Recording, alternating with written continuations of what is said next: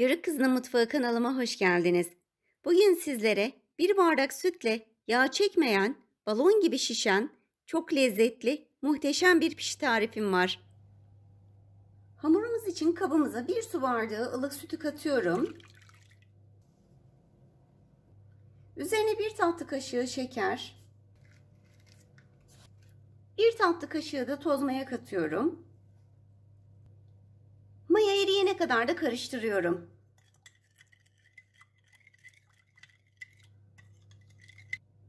Aldığı kadar da un ilave ediyorum. Yumuşak bir hamur yapacağım. O yüzden unu da kontrollü katmayı ihmal etmiyorum. 1 çay kaşığı kadar da tuz ilave ediyorum. Ve hamuru yoğurmaya başlıyorum.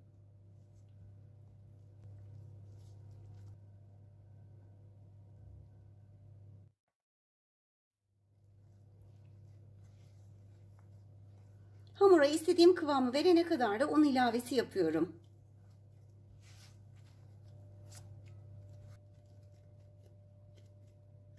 Ben hamurumu güzelce yoğurdum. Toplamda 2 su bardağı artı 1 yemek kaşığı un koydum. Size şöyle göstereyim. Oldukça yumuşak bir hamur yaptım. Unu mutlaka kontrollü katmalısınız. Üzerine bir buzdolabı poşeti kapatıp sonra da üzerini güzelce örtüyorum. Ve yarım saat kadar mayalandırmaya bırakıyorum.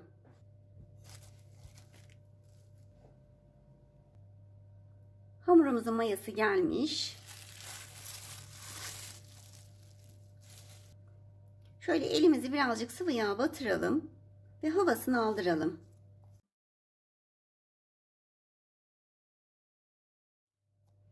Hamurumuzu tezgaha alalım.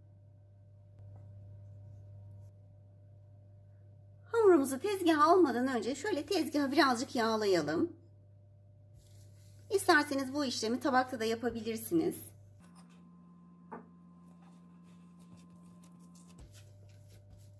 Hamurumuzu unlamayacağız hiç.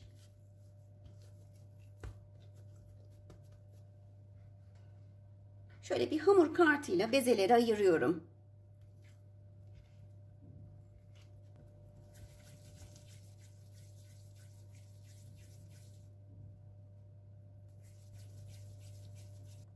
Bezelerden bir tanesini alıyorum ve merdane ile hemen açıyorum.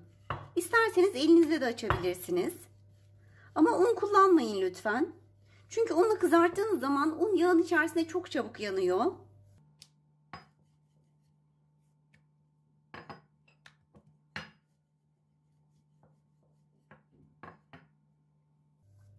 Bütün bezelerimi bu şekilde açıp bir kenara biriktiriyorum.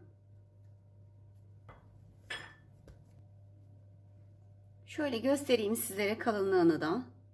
Oldukça ince açıyorum.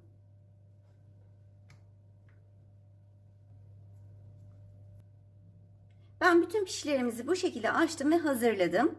Bunu erken yapmamın sebebi yağda çok çabuk kızarıyor. Hemen elimin altında olsun. Çok hızlı bir şekilde kızartayım istiyorum. O yüzden hepsini açtım ve hazırladım. Böyle tek tek uğraşmak istemezseniz hamuru tek parça halinde açıp keserek şekiller de verebilirsiniz. Hamurları ısıttığım yağın içerisine atıyorum.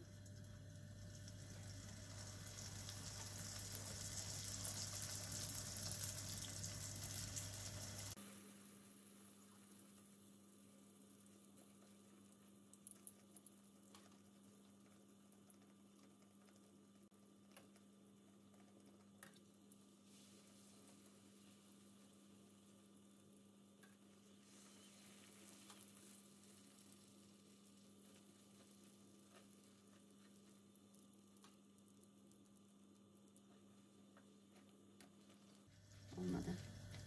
Gördüğünüz gibi balon gibi de şişiyorlar hemen.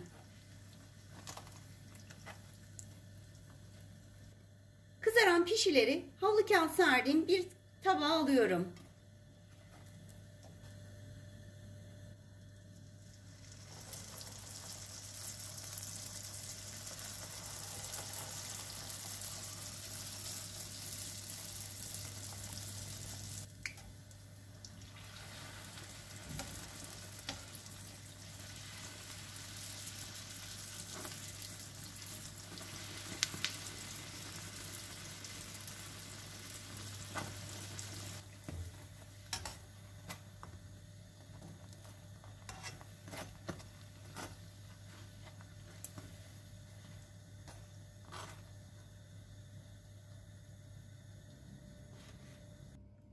Bütün pişlerimizi kızarttım ve servis tabağına da hazırladım. Gerçekten bir bardak sütle inanılmaz derecede güzel pişler yaptım. Kesinlikle yapmanızı tavsiye ederim.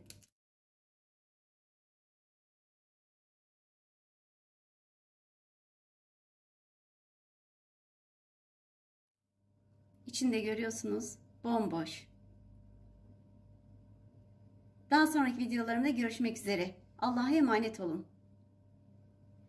Kanalıma abone olmayı, daha sonraki videolarımdan haberdar olabilmek için zile basarak bildirimleri açmayı, beğenmeyi ve yorum yapmayı unutmayın.